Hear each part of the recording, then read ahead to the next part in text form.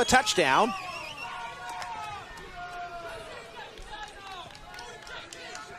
Very important yard, and you can see right there, it's too easy, and Italy's doing a really good job at that.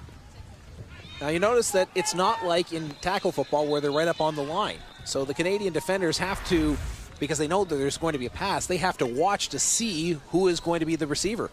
And that's why Italy comes that close, because they can cross and motion, send one guy right like there. Vianney firing into the end zone for the convert.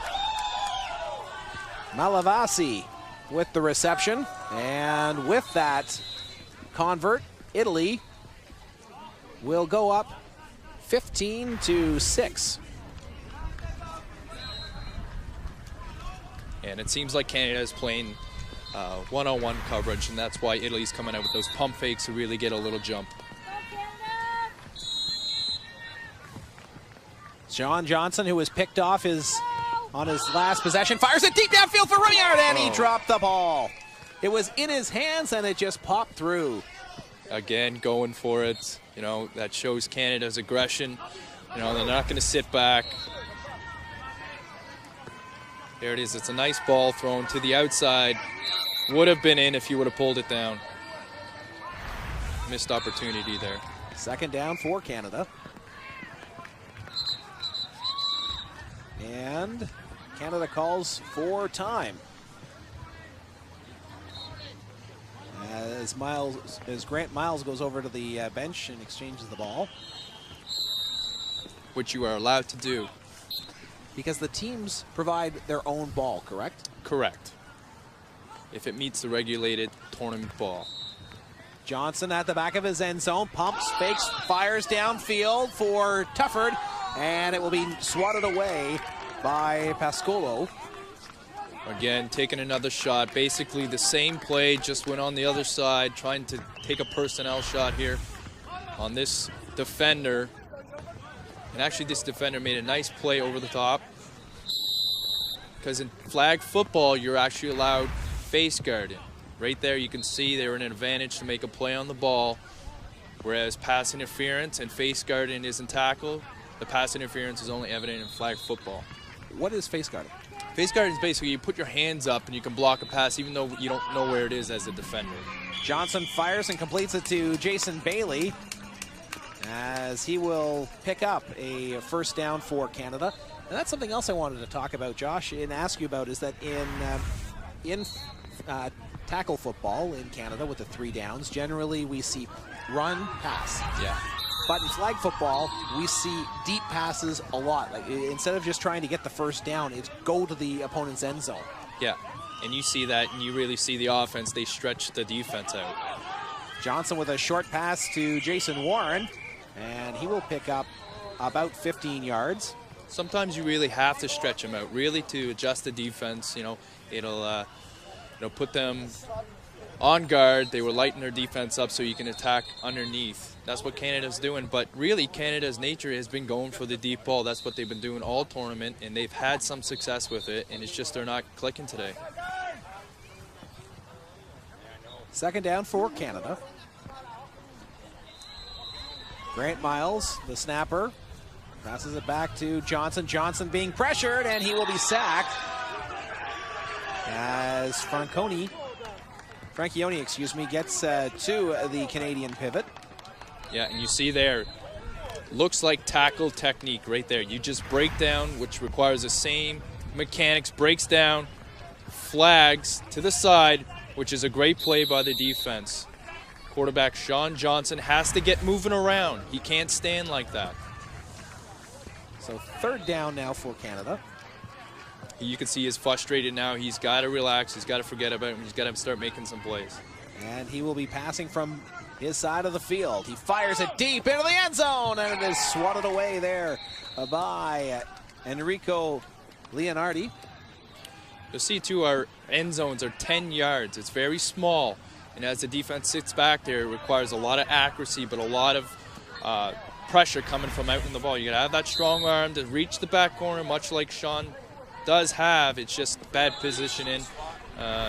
Advantage Italy there on the ball.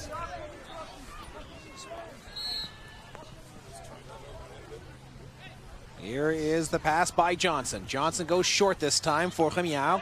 Remiao will turn it upfield and just outside of the 10-yard line. So this will be a 4th down for Canada. And obviously, they have to get to the goal.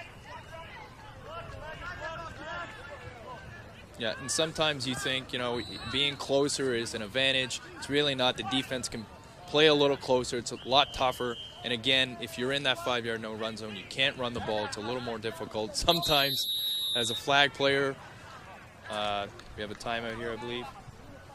Team Canada does call for time. Yeah, but sometimes it's better to really be outside of that no-run zone. It gives you that advantage. And again, like I said, it opens up your package. It gives you more opportunities to attack the end zone. Now, you had mentioned earlier on that we use the NCAA football rule book. I'm assuming that means that 2 feet must be down in the end zone for it to be a touchdown. No, that'd be NFL. NCAA is 1 foot. It actually, is 1 foot. Yes, it is 1 foot. Go. And basically, you operate off of the rules were generated from NCAA football, and basically what this event is using is the IFAF rule book, a flag football rule book. But the rules do generate from the NCAA tackle league. So it's just like Canadian football, 1 foot in.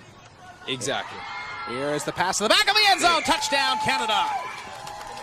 It is Jason Warren with the reception. And that was a bullet from quarterback Sean Johnson. And you're going to see here Canada attacks Italy's defense in the back line. It's an area where the defense tends to forget. He was sitting on the back line. As you can see, the zone coverage was too shallow. Couldn't make a play on the ball. Great throw by quarterback Sean Johnson and great catch.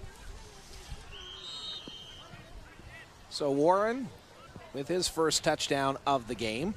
It is 15-12 Italy as Canada will line up for the 1-point convert here. Johnson steps up, fires into the end zone, flag flies as the pass was intended for Warren and it was swatted away at the last moment. You'll see that he runs to the line of scrimmage, but it's a rule you cannot run the ball. The quarterback cannot run the ball if he's the first player to touch the ball from the center. But it's going to be pass interference called against Italy in the end zone. As Jason Warren was touched right at the, and there it is. Flag came early, you can see there. There may have been contact then a little bit earlier on. Yeah.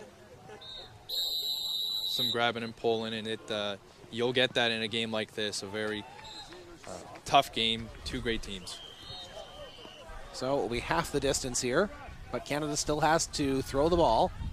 A pass to the back of the end zone, and the convert is no good as the Canadian receiver, Jason Bailey, his momentum took him out of the back of the end zone, but another flag on the field. And it's going to be a major foul against Canada. I'll try and see what the penalty is. As you see the momentum of Bailey, his first foot touched on the just over the end line. So the score remains 15-12, and it was illegal contact by Team Canada, so that will be declined, and Italy will take possession on their 5-yard line. As we are approaching the later stages of this opening half. And again, this tight formation, they're taking a knee. So Italy will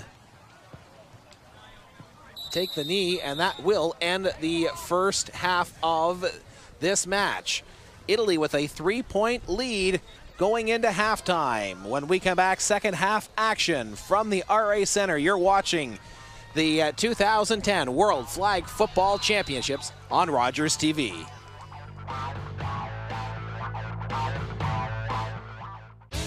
The cellular communications for this production are provided by Rogers Wireless, with the largest digital coverage in Canada.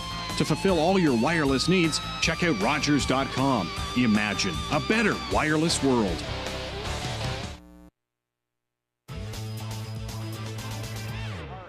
Welcome back to the RA Center and the bronze medal match at the World Flag Football Championship. Italy leading Canada 15-12 at the half. And Josh, we take a look at Marco Viani, one of the top receivers for the Italian team, and he really is a guy that has soft hands, something we talked about in the first half. Oh yes, he came out and he's catching passes. The offense was really going.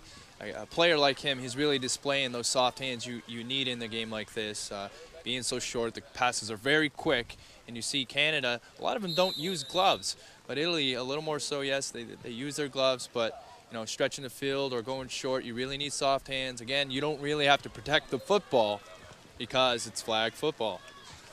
We'll get to the scoring summary in just a moment from the first half as Italy will open up the second half. Fierly eludes a tackle and now throws it downfield out of the reach of Polidori. And speaking of Polidori, he was one of the he had one of the Italian touchdowns in that opening half. It was Polidori and Leonardi scoring touchdowns for Italy, but the difference in the game actually, Josh, comes down to a 2 points awarded to Italy on a failed Canadian convert that was returned the length of the field by Pascolo. Yes, and again, it makes the game very exciting, the 1.2 point conversion option. Second down, Fierly fires it over the middle for Viani, and he jukes and jives and now is stripped of his flag. So the Italians progressing towards that first down marker, which of course is the midfield stripe in case you're joining us. Again, those soft hands, Viani. And again, you can see right there, one of the teammates of Italy just holding up his hand because he's trying to avoid having any contact. There is no blocking in flag football. We have a motion. And watch the pass. Pitch out to Viani, the backup quarterback. He'll throw it up the middle, and it is completed to Rossi, who gets the first down. First down, yeah, a good first down. And as you can see, they throw the ball behind a receiver that's behind the quarterback, giving him the option to run or throw. He's a double threat option here. He decides to go with the throw. As you can see, they attack the middle of the field. And Marco Viani, who had the reception to set up that play, ends up being the quarterback. He is the backup quarterback for Team Italy. In fact, saw a lot of action in the semifinal loss for the Italians. Fierly firing it into the end zone. It's picked off. It is picked off by Jason Bailey. Great play here, and this is what Canada needs. A big turnover on defense. Let the offense come out, generate a drive, and make this game even more exciting. Great play by Bailey here. Bailey is quite the athlete. I believe he is one of the top Canadian pitchers in Canada, and he actually plays on the East Coast with the Mooseheads. So yeah, as you can see, he's an athlete all around right there. Sean Johnson, his first pass of the second half is completed to Frédéric Gobet, and he will get Canada halfway to the midfield line and a first down. So Canada in a good position here on second down. Watch Canada, they take a snap in position a lot longer than any other team. And this is what they've been doing all week.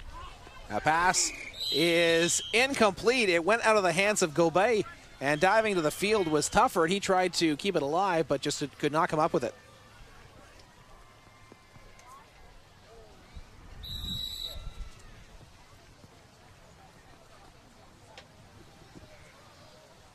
So third down here for Canada. Early in the second half of this bronze medal final at the World Flag Football Championship. Johnson looking, still looking. Now he will fire for a first down. It is Remier who gains the midfield stripe. So for all those people out there wondering, why would you send a rush and, sit back there and hold coverage down against some of these fast receivers, but there is a 7-second clock on the quarterback to throw the ball, much like basketball, so you do have to pass the clock under 7 seconds. Johnson again fires underneath for Tufford, and Tufford will pick up about 5 yards. He is inside the 20.